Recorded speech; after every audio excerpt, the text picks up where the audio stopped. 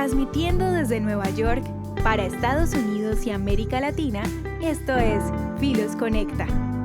Un espacio para conversar y hacer nuevos amigos alrededor de los valores judeocristianos. Aquí podrás conocer lo que la Biblia enseña acerca del pueblo de Israel. Recibamos al director de Filos Latino, Jesse Rojo. Saludos amigos de Filos Latino y gracias por sintonizar a Filos Conecta, la programación radial y digital de Filos Project.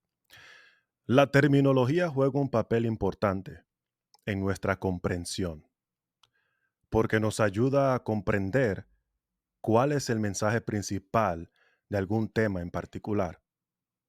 Por ejemplo, para comprender bien el mensaje principal de la Biblia, es recomendable estudiar términos como la Pascua, el Evangelio, redención, pecado, gracia, bendición, ídolo, expiación, entre otros. En otras palabras, la terminología son las palabras claves que nos pinta el panorama completo y profundo del mensaje o concepto principal. Por otro lado, esas mismas herramientas útiles que nos ofrecen las terminologías pudieran convertirse en armas peligrosas que distorsionan nuestra comprensión de algún tema en particular. Otro ejemplo es el Evangelio.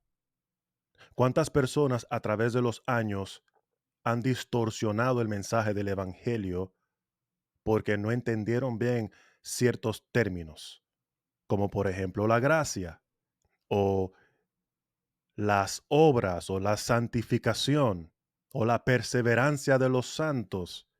Lo mismo sucede con Israel.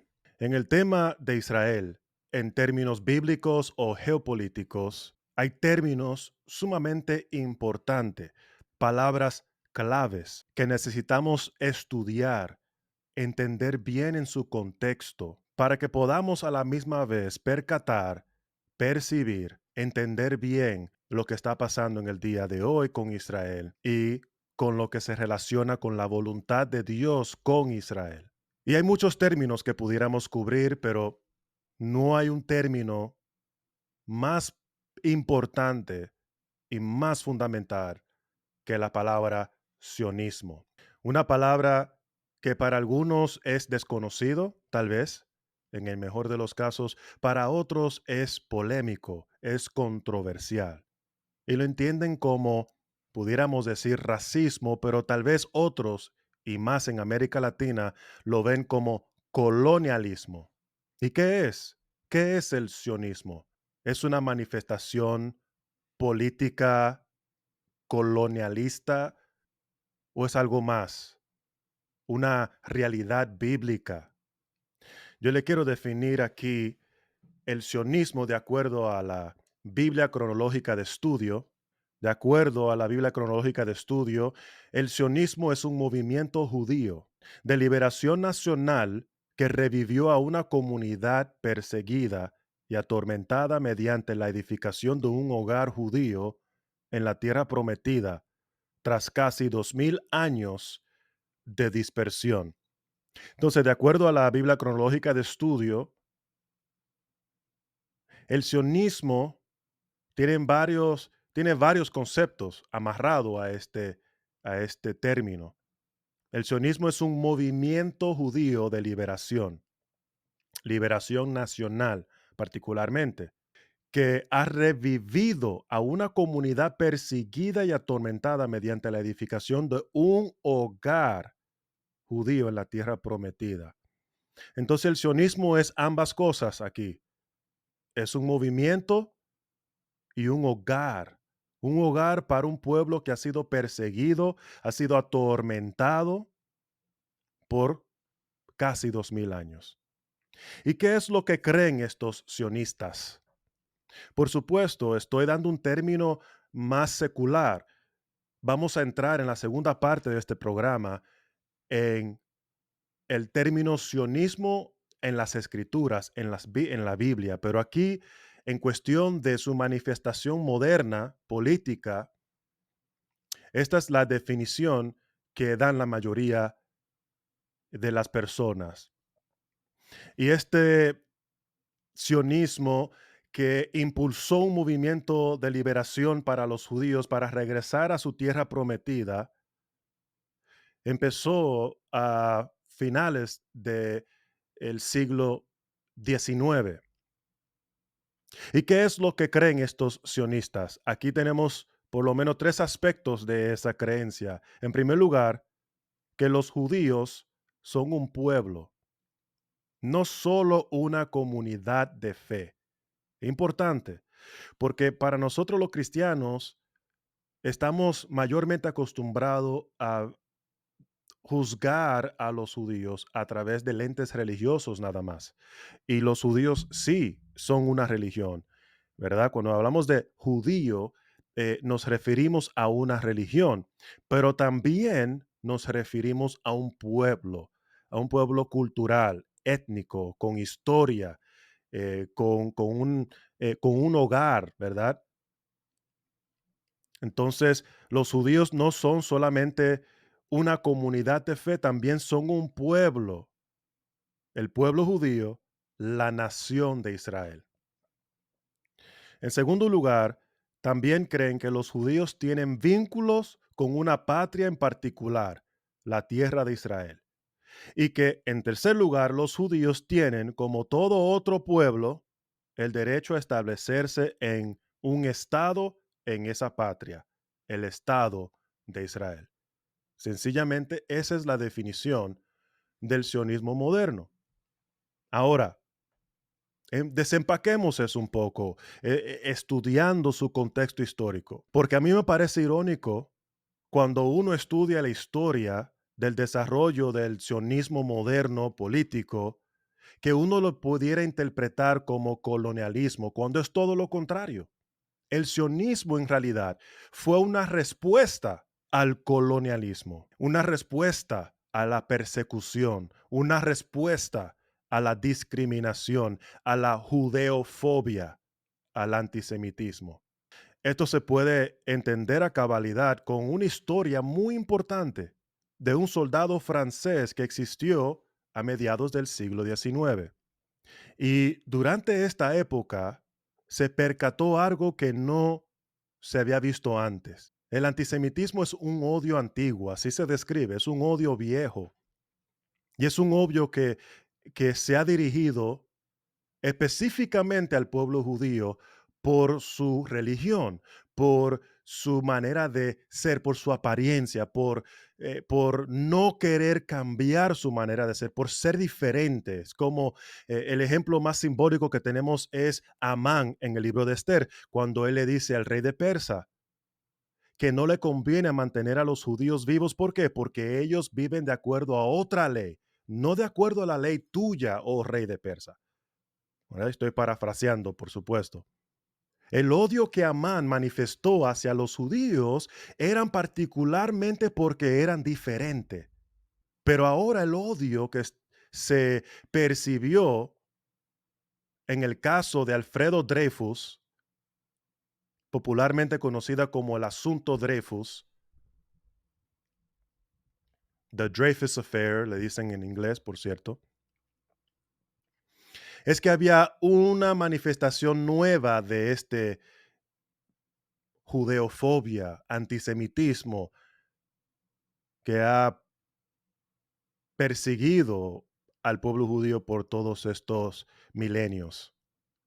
The New York Times relata muy bien, yo encontré un artículo del New York Times que relató, yo creo que muy bien la historia de este evento que sucedió, del asunto Dreyfus, del soldado Alfredo Dreyfus. Y aquí resalta este odio nuevo, diciéndolo lo siguiente, era de un tipo algo nuevo. Mientras que para el pasado, los judíos habían sido malvados como reliquia de la antigüedad, para el presente eran malvados como heraldos de la modernidad.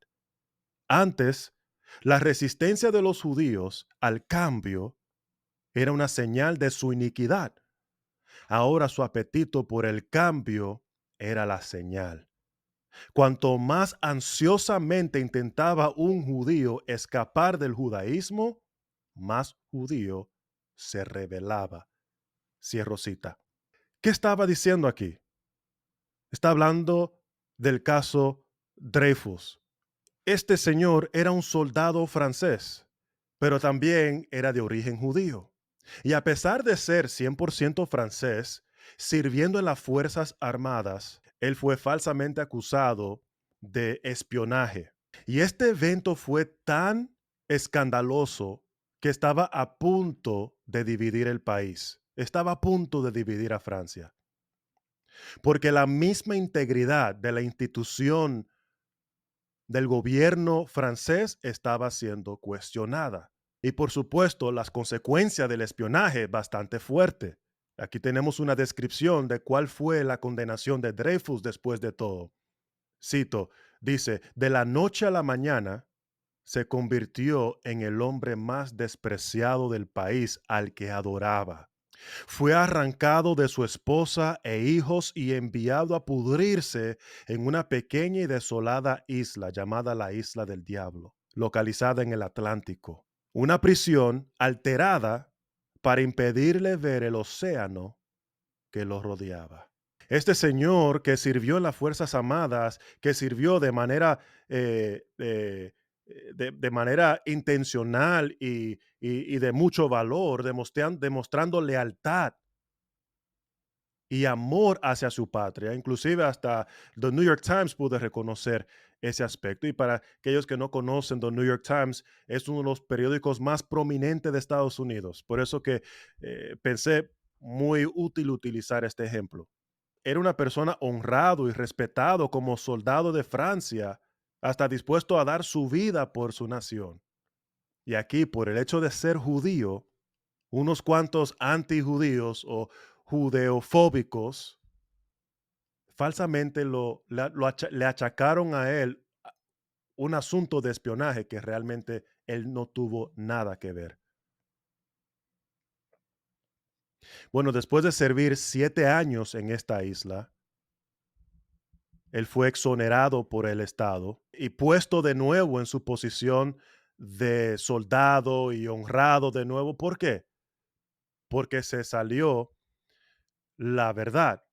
Varias personas que participaron en esta falsa acusación confesaron su participación y también descubrieron la persona que verdaderamente era culpable de espionaje. Ahora, ¿qué tiene que ver esta historia con el sionismo? Bueno, da casualmente que hubo un periodista de bienes que estaba cubriendo la historia de Dreyfus. Este periodista también era de origen judío y se llamaba Teodoro Herzl, conocido como el padre del sionismo. Herzl había estado presente en la degradación, dice The New York Times, de Dreyfus, ese día de enero, como periodista de un periódico vienés. Y si en un momento quedó grabado su sentimiento de que los judíos nunca podrían encontrar un hogar seguro en Europa, fue ese. Se ha establecido que la justicia puede ser negado a un judío por la única razón de que era judío. Dreyfus, el caso perfecto de intento de asimilación, significa una posición estratégica que ya está perdido. Esta idea repetida y programática en el proyecto sionista fue aparentemente justificada por lo que ocurrió durante la Segunda Guerra Mundial, cuando los miembros de la familia Dreyfus, que habían luchado tan a menudo y tan patrióticamente por Francia, eran como todos los judíos franceses, obligados a esconderse. La nieta favorita de Alfred, de Dreyfus, Madeleine, una luchadora de la resistencia, fue deportada por el estado de Vichy y murió en Auschwitz, campamento de exterminación, a los 25 años. Cierro cita. Y perdón, quise decir la interpretación de Herzl de todo el asunto de Dreyfus marcaba el fin de una idea creíble de asimilación. Para Dreyfus, que era uno de los proponentes de la asimilización cultural, Él vio su mejor caso, el caso perfecto, derrumbar por completo esa idea. Y es por eso que él escribió el libro El Estado Judío, Judenstaat. Y es ahí donde él propuso la idea que impulsó el movimiento sionista moderno político. ¿Por qué? Porque los judíos no tenían salida. Si permanecían judíos, eran malos. Y si ellos se asimilaban a la cultura, también eran malos. No tenían lugar donde ir.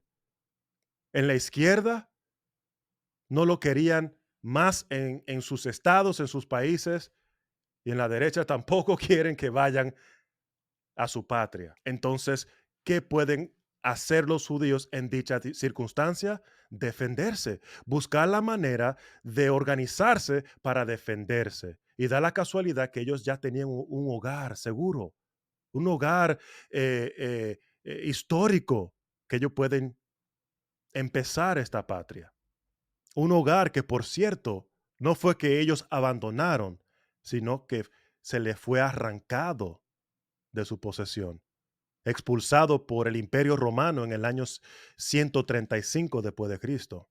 Y así sucesivamente una cadena de persecuciones llegó a un punto clave, el asunto de Dreyfus, y vino a una persona clave, Theodor Herzl. Y sobre todo, cuando llegaron los judíos a Tierra Santa durante la Segunda Guerra Mundial, ¿ustedes saben quién estaba ahí esperándolo? Con batones y armas. Estaba Gran Bretaña. ¿Y qué hace Gran Bretaña en Tierra Santa?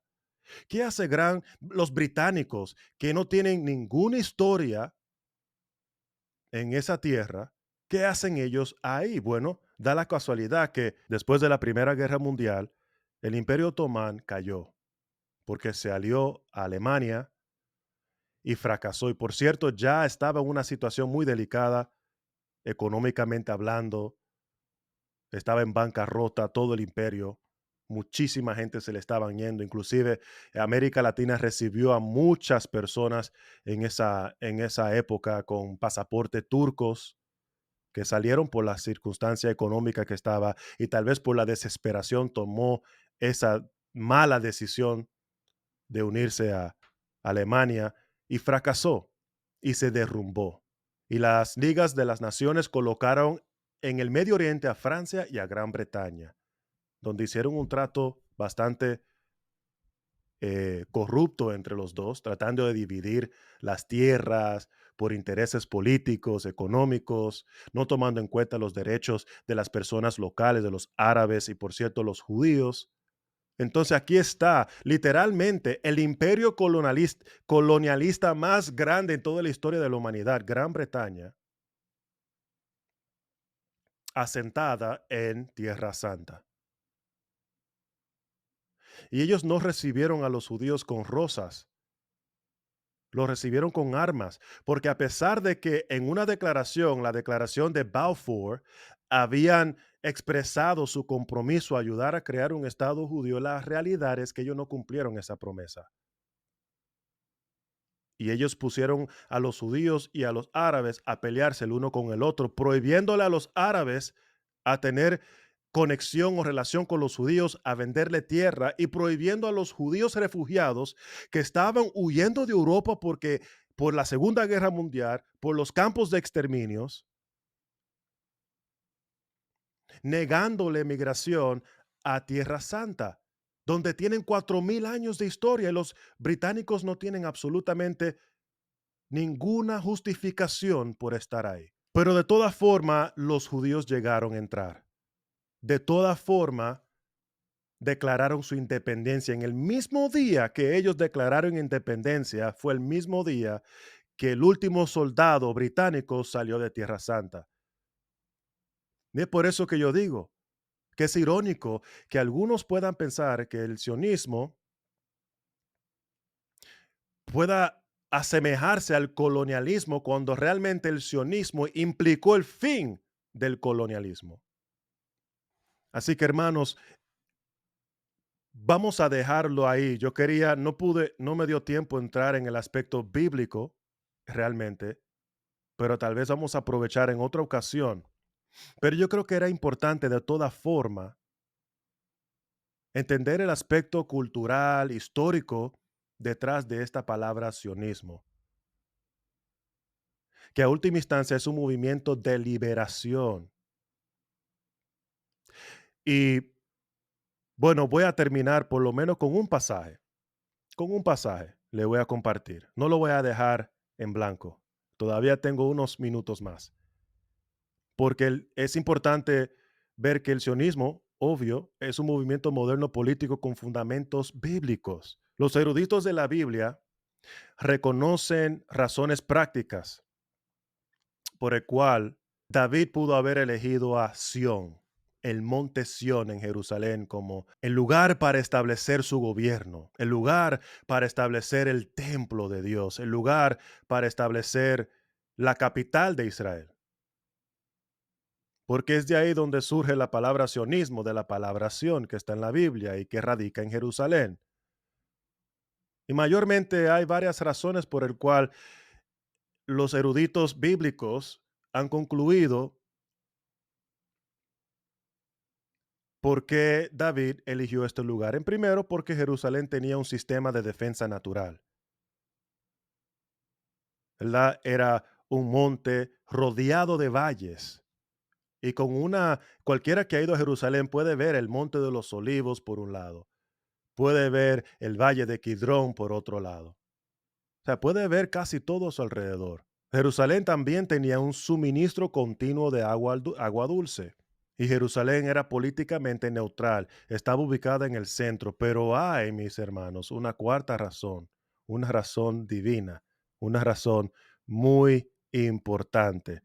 Segunda de Crónicas, capítulo 6, 5 y 6.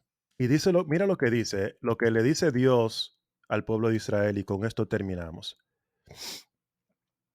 Desde el día que saqué a mi pueblo de la tierra de Egipto, ninguna ciudad he elegido de todas las tribus de Israel para edificar casa donde estuviese mi nombre, ni he escogido varón que fuese príncipe sobre mi pueblo Israel. ¿Ok? Escucha bien. Dios, desde que sacó a Israel de Egipto, Él no eligió o escogió eh, ciudad para las tribus de Israel para edificar su casa o poner su nombre ahí, ni escogió varón para que fuese príncipe sobre Israel. Pero mira versículo 6, más a Jerusalén he elegido para que en ella esté mi nombre, y a David he elegido para que esté sobre mi pueblo Israel. Así que estemos a donde estemos en el tema político de Israel, no podemos negar la realidad de Sión, a donde mora en el corazón de Dios. Y no podemos negar que aquí Dios explícitamente dice, yo elegí a Jerusalén. Es ese lugar. Dios es dueño de toda la tierra. Y él no hizo eso con Washington, D.C., no hizo eso con Santo Domingo, no hizo eso con la ciudad de Guatemala. No, él hizo eso con Jerusalén. Él no hizo eso con Londres, no lo hizo con ningún otro pedazo de tierra en el mundo. Lo hizo con Jerusalén. Y es ahí que hasta el día de hoy la casa, el nombre de Jehová está. Así que gracias por estar con nosotros. Les animo siempre a seguir nuestros canales en Spotify, en Instagram. Eso es todo por hoy. Con ustedes su anfitrión y servidor, director de Filos Latino, Jesse Rojo. Nos vemos en la próxima entrega de Filos Conecta. Chao. Gracias por acompañarnos en nuestro programa. Filos Conecta llega a ustedes gracias a Filos Project. Puedes encontrarnos en Facebook, Instagram y Twitter como @FilosLatino. Nos vemos la próxima semana.